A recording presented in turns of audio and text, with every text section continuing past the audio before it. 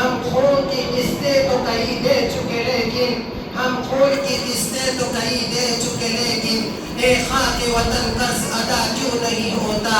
وطن کی راہ میں مرنے کا موقع کھونا مت، وطن کی راہ میں مرنے کا موقع کھونا مت، کہ ایسی موت ضروری ہے زندگی کے لیے۔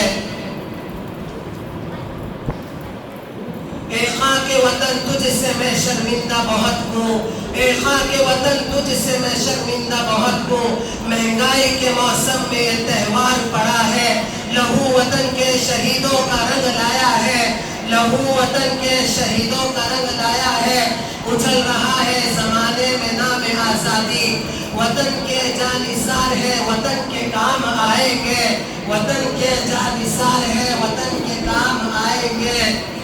ہم اس زمین کو ایک روز آسماں بنائیں گے۔ مذہب نہیں سکھاتا آپس میں بیل رکھنا،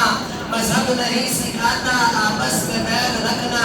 ہندی ہے ہم وطن ہے ہندوستان ہمارا،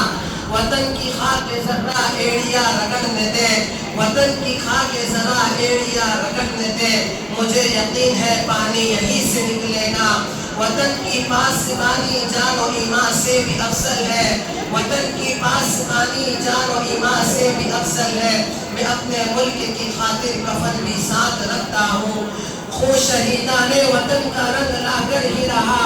خون شہیدان وطن کا رنگ لا کر ہی رہا،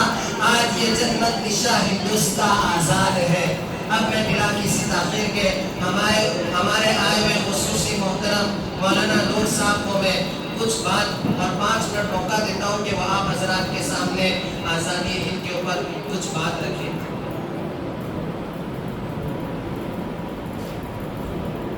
السلام علیکم ورحمۃ اللہ وبرکاتہ۔ آج کا مبارک دن جس کو جمعہ کہتے ہیں اور ہم سب کی خوشی کا دن جس کو 15 اگست کہتے ہیں، 1947 میں ہمارا ملک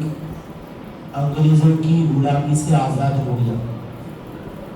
اس کے بعد کانسٹیٹیوشن بنا اور اس میں طے ہوا जिस मजहब का रहने वाला हो, हिंदू हो, मुसलमान हो, सिख हो, पारसी हो, किसी भी मजहब रिलीजन से ताल्लुक रखने वाला हो, हर आदमी अपने मजहब के एतबार से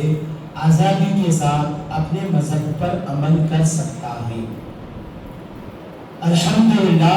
हम इस मुल्क में रहते हैं जहाँ पर आज़ादी से नमाज पढ़ते हैं, आज़ादी से ईद मनाते हैं, आज़ादी के साथ जिंदगी गुजारते हैं। ये और बात है कि कोई बदमाश किस्म के लोगों ने हमारे मुल्क का माहौल बिगाड़ा, लेकिन हम मस्जिद में शान से आते हैं, मस्जिद से शान से जाते हैं, दाढ़ी रखने पर कोई पाबंदी नहीं,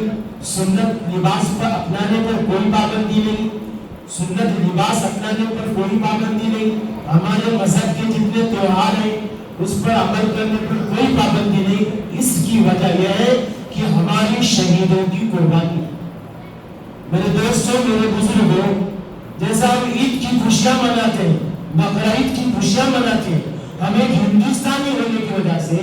हम आजाद मुल्क में होने की वजह से हमें यह जरूरी कि हम 15 अगस्त को भी हम उसी अंदाज में हम क्या करें, पेश करें। 15 अगस्त इस मुल्क आजाद हो गए अंग्रेजों से, अल्लाह का शुक्र है, उसकी खुशी मनाएं। सुबह जल्दी उठे और अच्छा लिबास पहने, अच्छे कपड़े पहने, और जहाँ पर स्कूल है ये है उसको मुसलमानों को हाजिर होना जरूरी।